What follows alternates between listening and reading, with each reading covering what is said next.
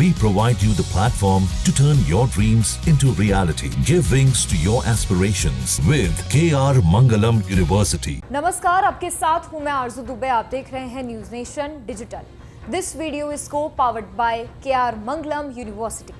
पाकिस्तान के सिंधु डेल्टा में बसे गांव अब वीरान होते जा रहे हैं। खाटी नाम के एक बुजुर्ग जब अपने गांव से पलायन करने लगे तो सबसे पहले अपनी मां की कब्र पर अंतिम बार गए। उनके पैरों के नीचे नमक की परतें चटक रही थी। सिंधु नदी जहां अरब सागर से मिलती है, उस इलाके में खारे पानी का कब्जा हो चुका है। खेती बर्बाद हो चुकी है और मछुआरों की जिंदगी पूरी तरीके से तबाह हो गई है। खाटी जो पहले मछुआरे थे अब सप्लाई का काम करते हैं, क्योंकि मछली मिलना मुश्किल हो गया है। उनके गांव में 150 घरों में से अब सिर्फ 4 बचे हैं। शाम होते ही इलाका सन्नाटे में डूब जाता है। खाली घरों में आवारा कुत्ते घूमते रहते हैं। पहले यहाँ करीब 40 गांव थे, लेकिन अब अधिकतर समुद्र के खारी पानी की वजह से खत्म हो चुके हैं। साल 1981 में जहां 26,000 लोग रहते थे, वहां अब सिर्फ 11,000 लोग बचे हैं। खाटी अब अपने परिवार को कराची ले जाने की तैयारी कर रहे हैं। ये वही रास्ता है जो सिंधु डेल्टा के हजारों लोग अपना चुके हैं।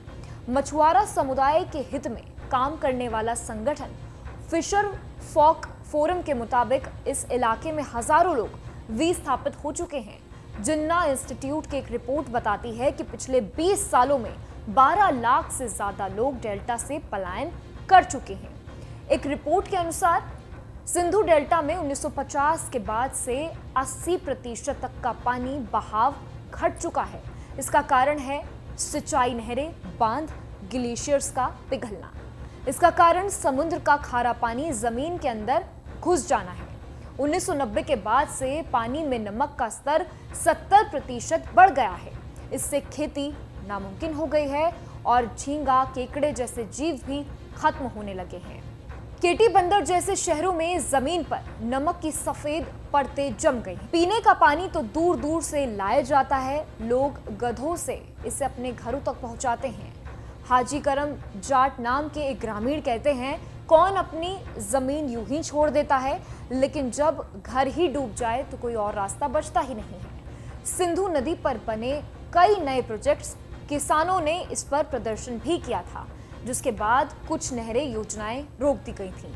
सरकार और संयुक्त राष्ट्र ने एक योजना शुरू की थी जिससे जमीन की खराबी और परिस्थिति को सुधारा जा सके। सिंध सरकार पेड़ों को फिर से उगाने की कोशिश कर रही थी ताकि वो खारे पानी को रोक सके, परंतु कई इलाकों में अब भी पेड़ों की कटाई जारी है। भारत ने पाकिस्तान के साथ 1960 में हुई सिंधु जल संधि को रद्द कर दिया था। अब भारत सिंधु नदी पर बांध बनाने की योजना पर काम कर रहा है। इससे पाकिस्तान को मिलने वाला पानी और कम हो जाएगा।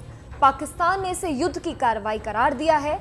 पाकिस्तानी जलवायु कार्यकर्ता फातिमा कहती हैं कि इन लोगों ने ना सिर्फ अपने घर खोए हैं, बल्कि अपनी संस्कृति। महिलाएं जो जाल सिलती थीं और मछलियां पैक करती थीं, शहरों में जाकर बेरोजगार हो गई हैं। उनका कहना है कि हमने अपनी जमीन के साथ अपनी पहचान भी खो दी है। इस पूरी खबर पर आपका क्या कहना है, हमें कमेंट बॉक्स में कमेंट करके जरूर बताएं। जहां भक्ति है हर शब्द में, कथाओं में छुपे हैं दिव्य रहस्य और ज्योतिष देता है जीवन को दिशा। धर्म से जुड़ी हर बातों को जानने के लिए हमारे चैनल स्तुति को सब्सक्राइब करें। चैनल पर जाने के लिए इस लिंक पर क्लिक करें।